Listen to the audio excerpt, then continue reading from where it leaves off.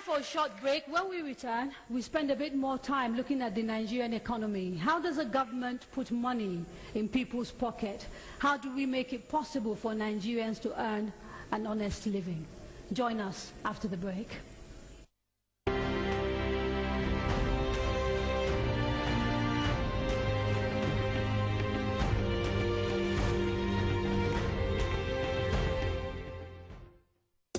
It's my birthday.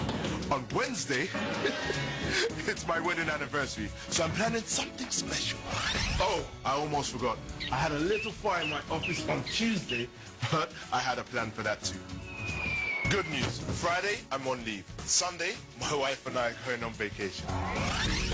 What? Oh yes, I had a little car accident on Thursday. Don't worry, my plan covers that too. On Sunday, my wife and I are jetting off to the scenic mountains of Obodo Cattle Ranch. Sometimes life doesn't care what day it is, but things are so much simpler when you have a plan, especially when it's a GT Assure plan. Choose Guaranteed Trust Assurance PLC for life and living.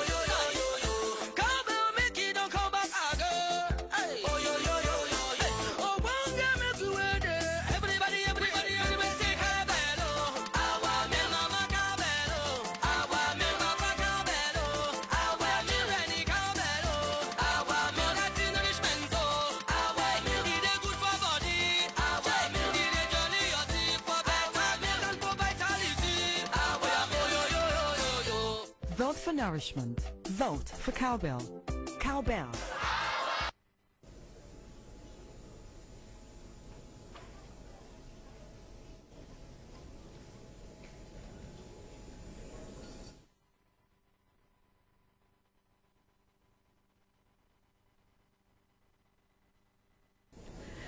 Welcome back.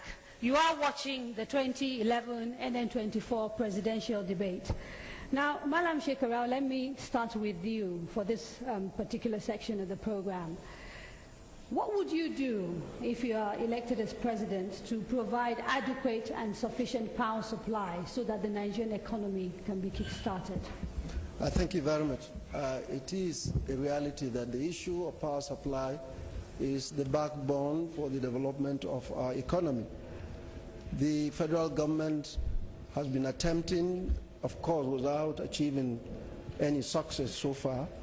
What I believe is that we need to address the issue seriously.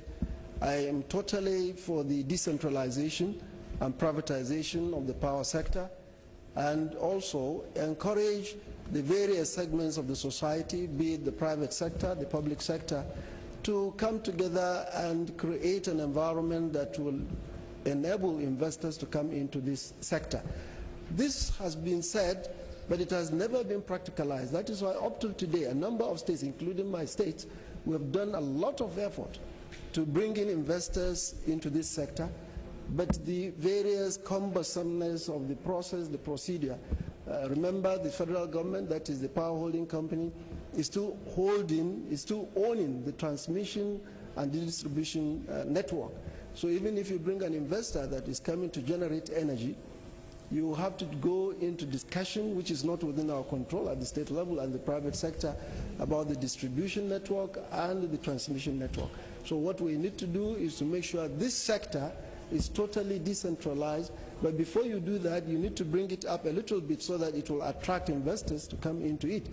But this is part of the plan of the present PDP government, so you're not doing anything different than from what they are doing. It is one thing to plan, it is yet another thing to sincerely and seriously pursue the plan and execute it.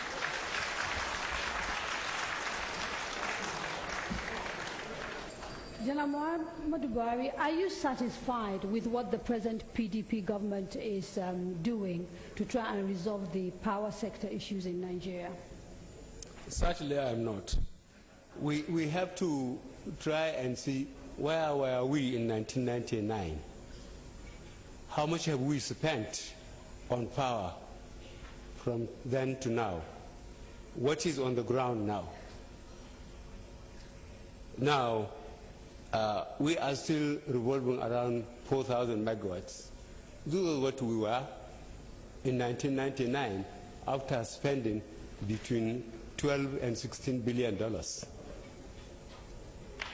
There is a very big question mark for the ruling party, the PDP, to account to Nigerians what happened to that money, because the power is not available. Our old infrastructure, Kayenji, Jabba, and the thermal stations, what is happening to them?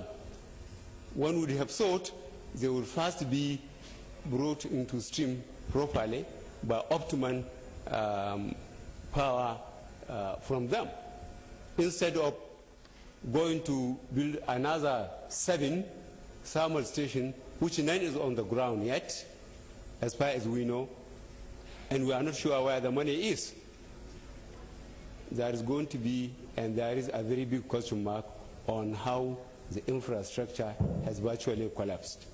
So we understand the problems. Yes. How will you solve them? The way to solve it, as far as CPC is concerned, is the thermal stations we had, which are in place, plus Kayenji, Jabba, Shiroro, we put them properly to optimum utilization by refurbishing them. And then simultaneously, the government can afford it because we have the resources for the new ones that are to come up, like Mambila Plateau, which would give at least over 3,000 megawatts in itself. Are you prepared to give a promise to Nigerians today about the amount you would produce and within which period if you are elected as president? When we are elected, to be frank, we have to see the problem on the ground. How much is spent? What is our capacity of production at the time we are sworn in? And what happened to all the resources put into power between 1999 and now?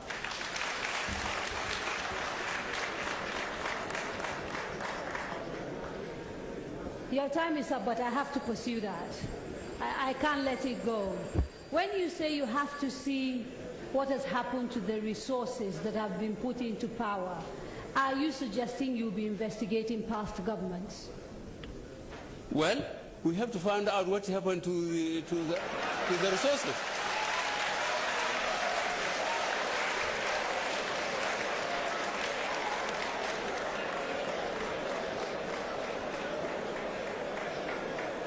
What the statement I am making... Can we have some silence, please? Thank you. The statement I am making, to my understanding, is very clear. We knew where we were in 1999 when the PDP came.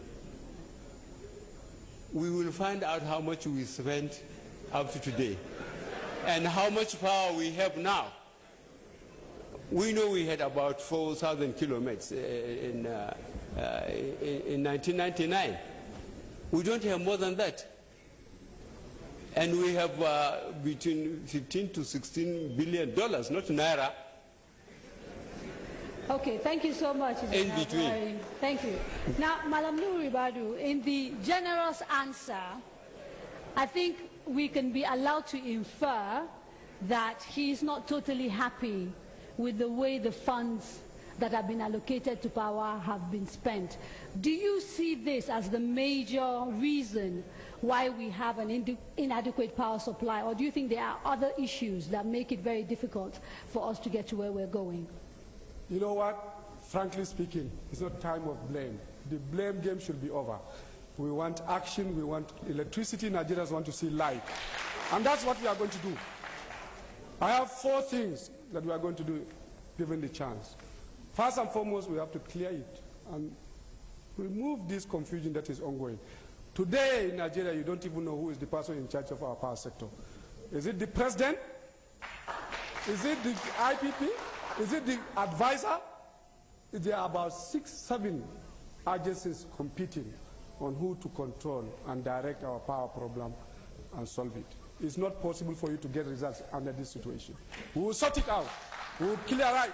We will make one direction, and we are going to work on ensuring that Nigerians will see electricity. 2, we are going to work on the corruption part. The process. Make sure that the resources that goes in there is going to be used and that you will get results. We have seen what happened in the past. General said yes, but we spent about 10-point-something billion. In 1999, we had 2,000 megawatts. Today, we have 3,400. There is a gap. We spent over 10 billion to just generate 1,600 megawatts. There is something to ask about it. 3, on the issue of, when you are in this business, there are 3 things that are important. Production, transmission, and distribution. Today, we seem to have put so much emphasis on the production without having to pay attention to the other. All of them must come at the same time for you to be able to see electricity. 3, you have to work on the security. Security is so central. One of the fundamental reasons why we did not get light in the last 4 or 5 years is because of the sabotage taking place in that sector. There are areas where it is almost impossible for you to do anything. We have to address it. 5, you have to diversify. We cannot rely on one single sector, one single source of energy. Today, we are all talking about gas and thermal. We need to look at other areas. You have seen what is happening today. You have seen what is happening in Japan. It is dangerous for you to rely on one source. Solar can give us electricity in small areas. Hydro, in a small way, can give us electricity. We have coal. We can work on clean coal for us today. Those are the areas that we do intend to invest, work hard, and ensure that Nigerians will get electricity within a short period of time.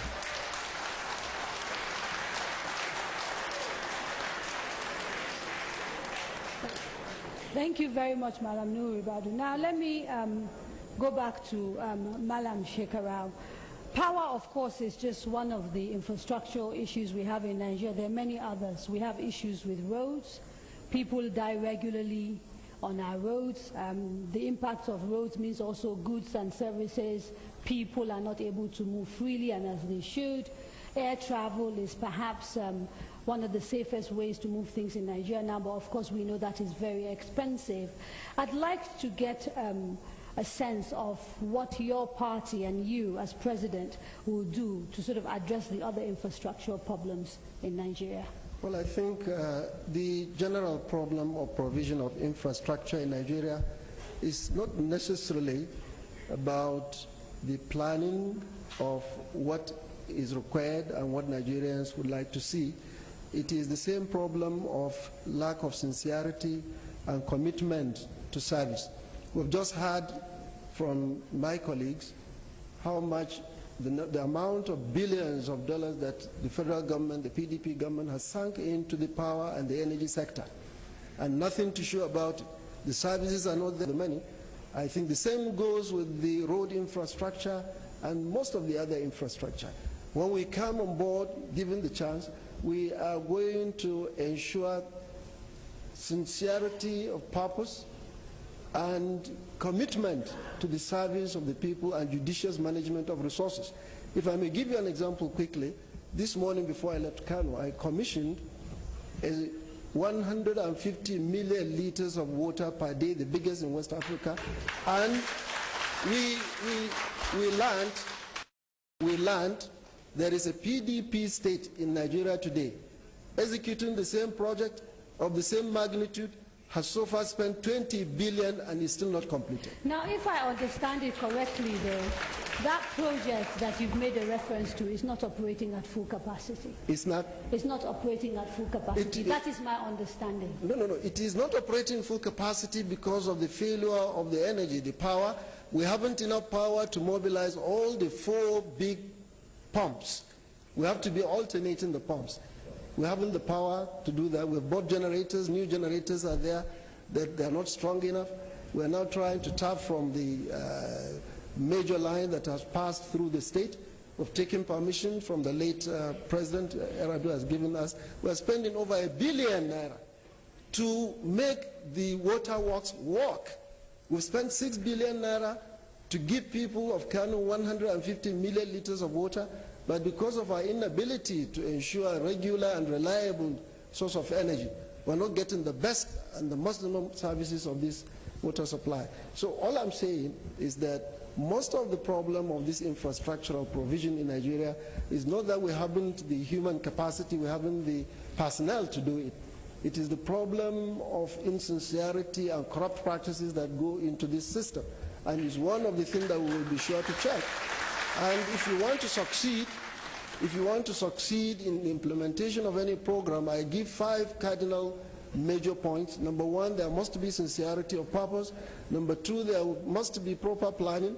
Number 3, you must get the right people to implement your program.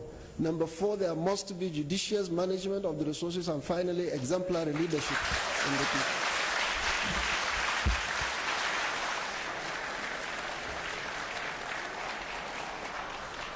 Thank you very much, Malam Shekarau. Now, I want to stay a little bit longer on the economy, and General Muhammadu Buhari, I'd like you to tell Nigerians what you would do to correct the anomaly that we see in the Nigerian budget. We just had a budget passed in which recurrent expenditure takes a disproportionate amount compared to capital expenditure. And a few months back, there was a big row because the CBN governor, Sanusi Lamido Sanusi, brought this to the fore. If you are the president of Nigeria, how will you tackle this anomaly? I think we have to go back to perhaps First Republic and start a 5-year development plan.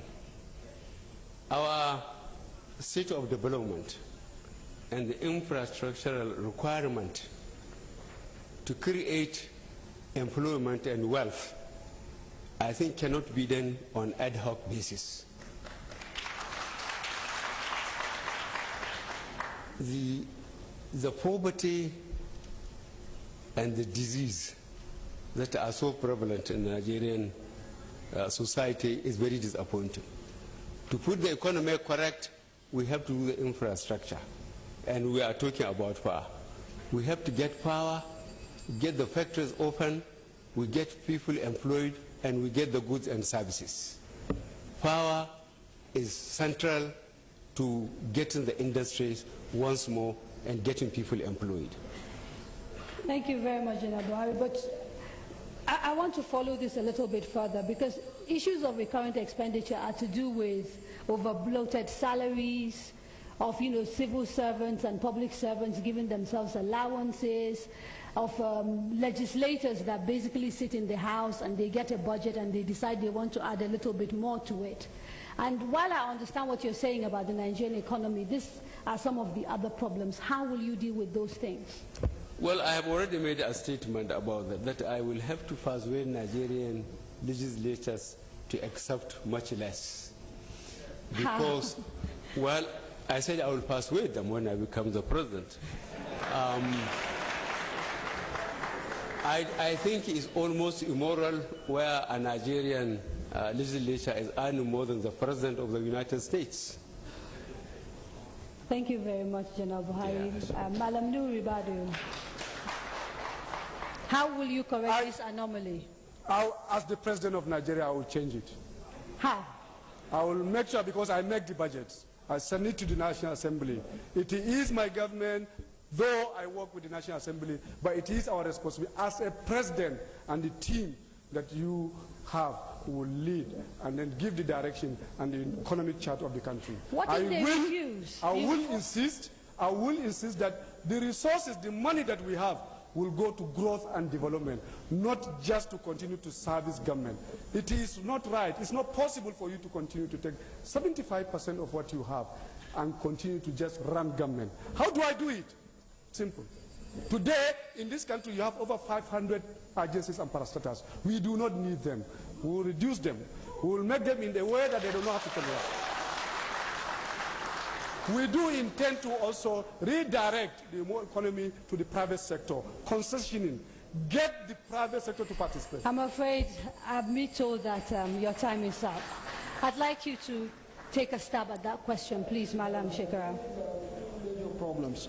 Number one is the issue of several leakages along the line, fraud going on. I'm happy my brother Nuhu Ribadu has said there are a lot of multiplication of agencies. With all due respect, I want to say that the agency he headed was one of the agencies that we need not to have, because, you see,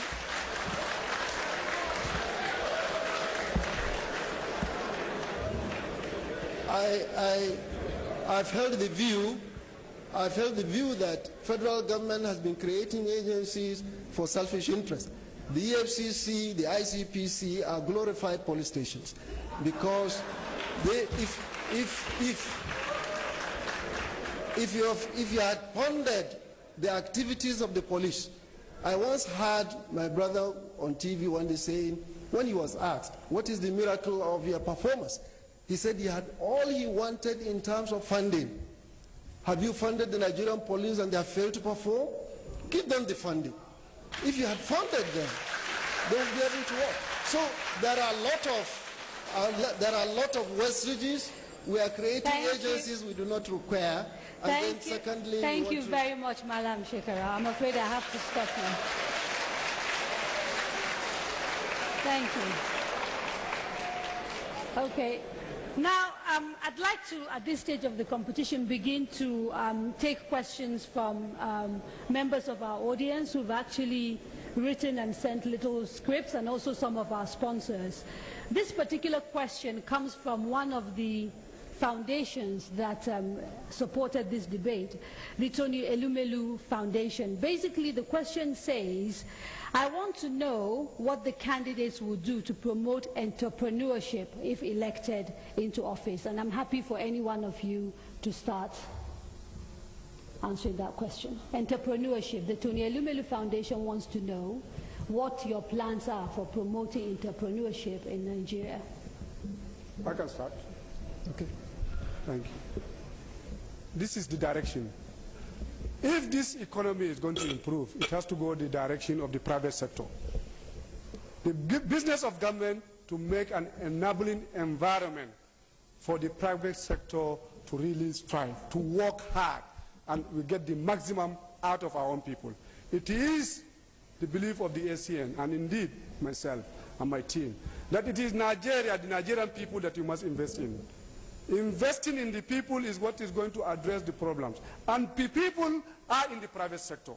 So everything that we do is going to be towards investing in the Nigerian people. How do we do that? Make the environment conducive. The government responsibility is to ensure that you have law and order. Make sure that rules and regulations are simplified and they are in a way that can encourage not just Nigerian businessmen, but foreign direct investment to also come in. How do you do that? Change the processes. I'm afraid, Malam Nuribadu, I have to go for an ad break. I apologize. You change the customs. When we come back, graduates that can't write and children who have to carry their chairs to school. We examine the rot in our education system and the costs to the nation after the break.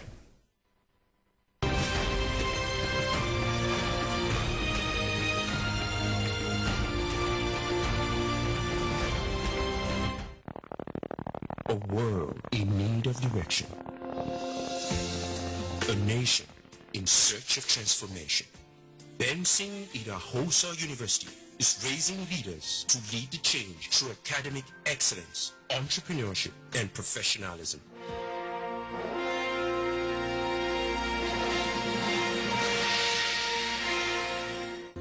Benson Idahosa University, lead the change. It's going to be a great week. This week, our business goes national. It's all planned. Monday, our new cars arrive. On Tuesday, our new office is open.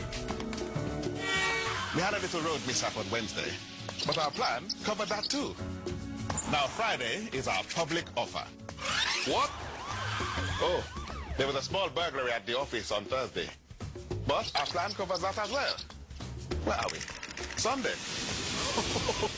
Our partners from China. Sometimes life doesn't care what day it is, but things are so much simpler when you have a plan, especially when it's a GT Assure plan. Choose Guaranteed Trust Assurance PLC for life and living.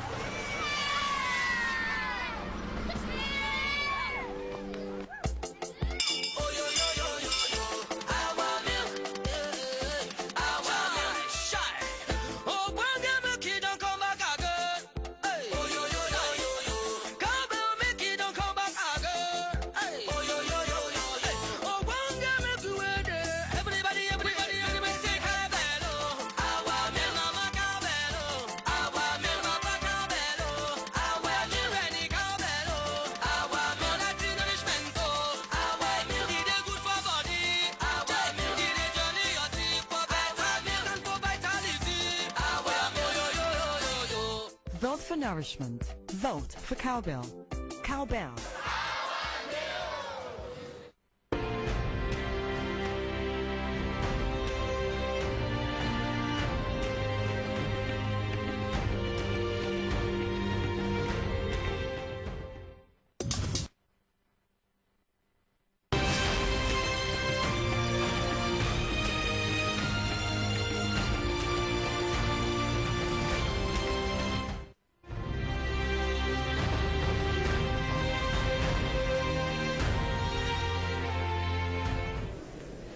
Welcome back.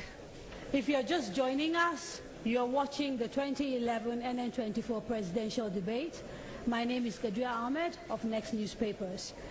Now, gentlemen, we have a system of public education that produces graduates that are barely literate. What are your plans to give young people the sort of education that you all received? And I'd like to start with General Muhammad Buhari. Well, there's nothing wrong with our educational system, but we need improvement in the sense that the tertiary institutions, the UBE, the three tiers of government, local, state, and the center, must finance the UBE effectively. And then we try and introduce professional training in terms of whether children are going to be taught to become electricians, plumbers, panel beaters, and those who are able by their talent to go forward to the intellectual side for the tertiary institution, they will be allowed to do so. But the federal government must effectively supervise the financing of the UBE. There are cases where counter-funding is not forthcoming from some of the states and the local government. This is denying Nigerian education. And then there should be more of the trade schools so that children, when they go out, they can be given some amount of money. This can be arranged with banks and other financial institutions according to either geopolitical zones or states. Wealth. A healthy nation is a wealthy nation. The Action Congress of Nigeria government and my government with my team will certainly bring the best team you can get, because Nigerians are out there, wonderful people. But we will rehabilitate the hospitals. We will rehabilitate the entire healthcare sector. We are going to set up 6 specialist hospitals in this country. The reason is today, any little thing to do with kidney, with heart, with cancer, you just have to get out of this country. Our intention is that in these 6 geopolitical zones in Nigeria, we are going to create special hospitals. Kidney, cancer, I think I have heart, to do the same thing for Mr. Ribadu and Thank give you him a very little much. bit more time. Women, children, and neurosurgery. Our reason of doing that is because Nigerians are out there working for others. I want to bring them back. We have specialists. We have the best doctors. In the US today, there are over 5,000 Nigerian specialist doctors.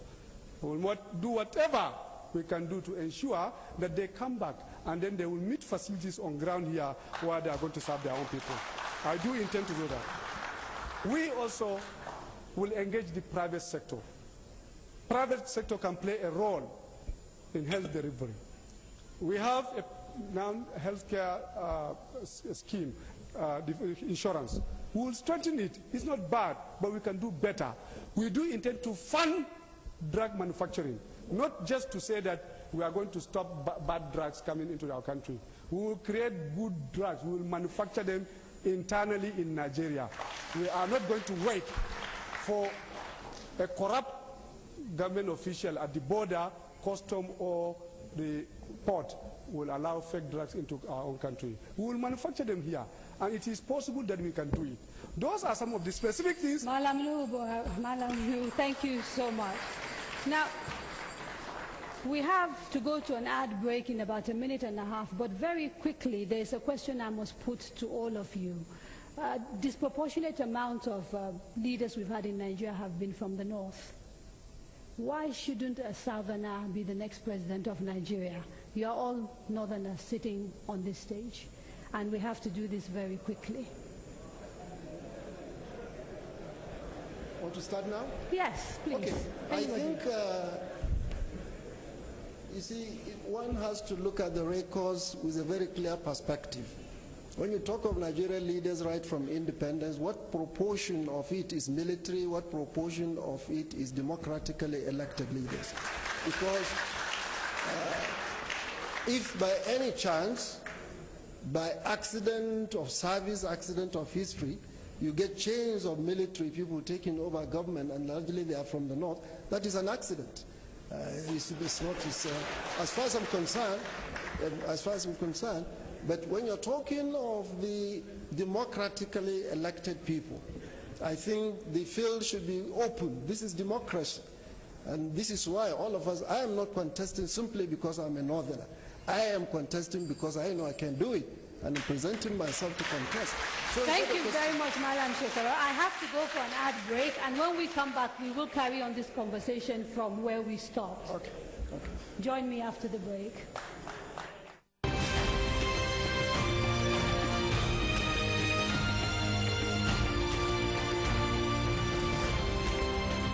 I have it all planned. It's gonna be a great week. Today is my birthday. On Wednesday, it's my wedding anniversary, so I'm planning something special. Oh, I almost forgot. I had a little fire in my office on Tuesday, but I had a plan for that too. Good news, Friday, I'm on leave. Sunday, my wife and I are going on vacation. What? Oh yes, I had a little car accident on Thursday. Don't worry, my plan covers that too. On Sunday, my wife and I are jetting off to the scenic mountains of Obodo Cattle Ranch.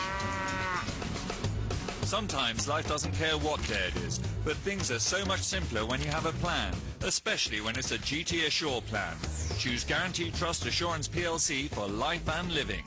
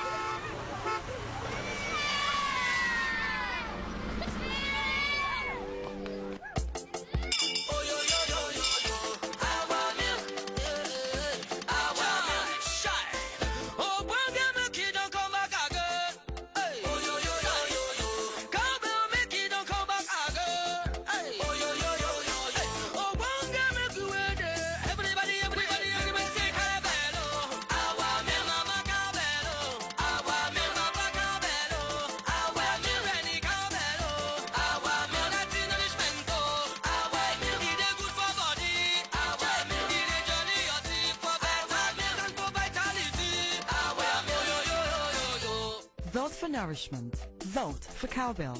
Cowbell.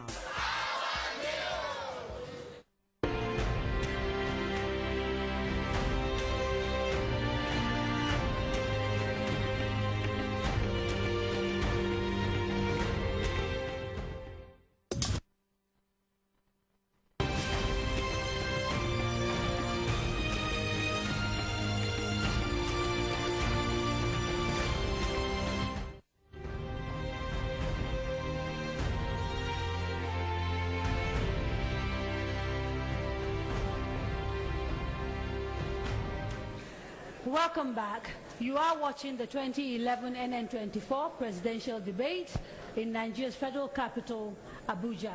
Now, before the break, we were talking to the candidates about the fact that all of them are northerners seeking to become the next president of Nigeria. It's a shame that the incumbent, who is the only southerner, chose not to be here. But our history is that a disproportionate amount of northerners have led this country. And I was trying to understand whether they thought that morally this was acceptable, or whether really there should be a chance for other parts of the country to lead this nation, as you know, some people believe. And Malam Shekarau, if you can just quickly round up, I will give you just 30 seconds, because you were speaking before the break. Thank you very much. I want to quickly round up. You see, the position I mentioned does not necessarily mean that I do not recognize the need for equity and equitable distribution. You see, unfortunately, PDP has corrupted the word zoning. I would rather use the word balancing. Today, even in the United States, that is almost the Inspector General of Police of democracy, there is balancing. You talk of balancing. You see, balancing meaning giving everybody some sense of belonging and participation. That does not, if today I am a presidential candidate and I say my running mate is from Katsina, you'll say I'm crazy. There has to be this attitude of carrying everybody along. But that does not necessarily mean you are denying others the opportunity to participate in an open democratic system. The presidency has its constituency in every nook and corner of Nigeria. People should be allowed to go and canvass for votes. And if the entire voters of Nigeria decides to pick one person, it's a pity the argument in PDP of zoning has seemed to have created an impression. We need to come out of that. We need to grow out of that. I thought we are gradually getting out of that. People should be talking of who is it rather than where is he coming from. Thank you very much, Malam Shekarau.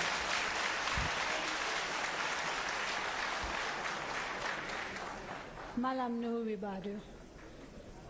Well, Governor Shekarau said it, but it's a little bit even more than that.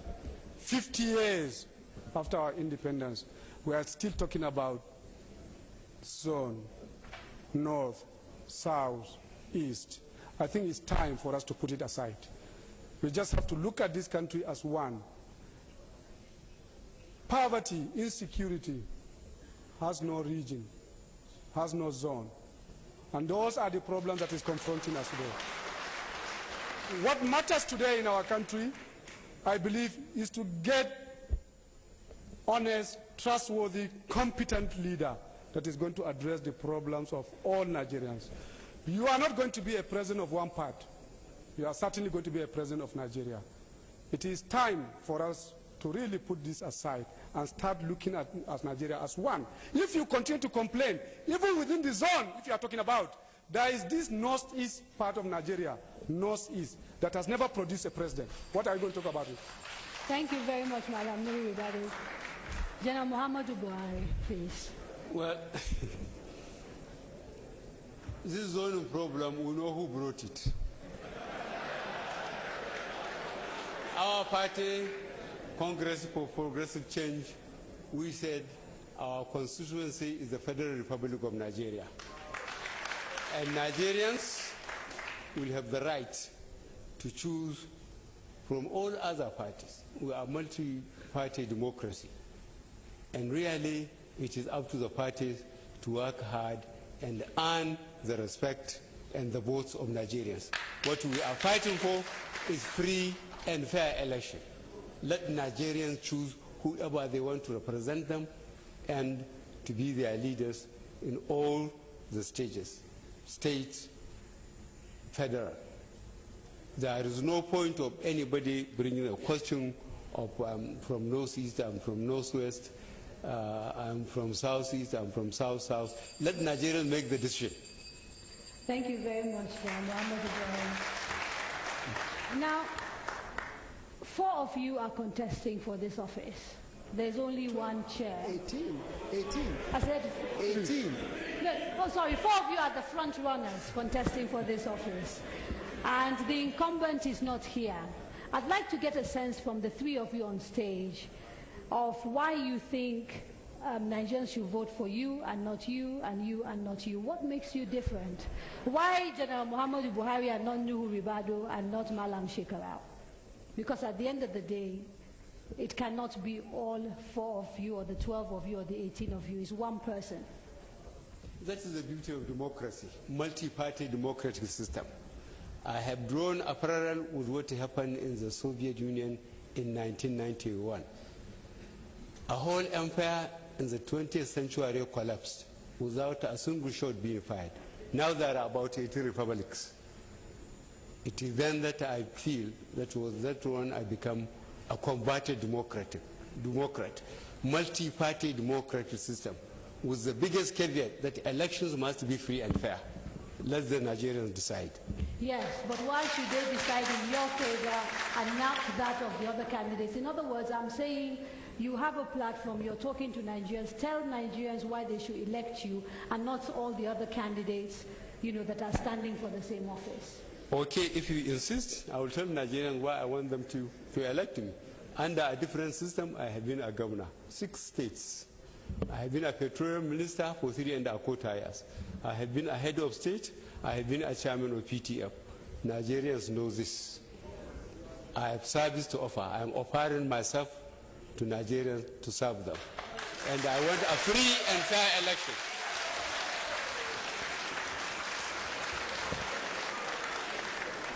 Madam Nuhu Ribadu, why should Nigerians elect you and not General Muhammadu Buhari or Malam Ibrahim Shekarau or even President Goodluck Jonathan?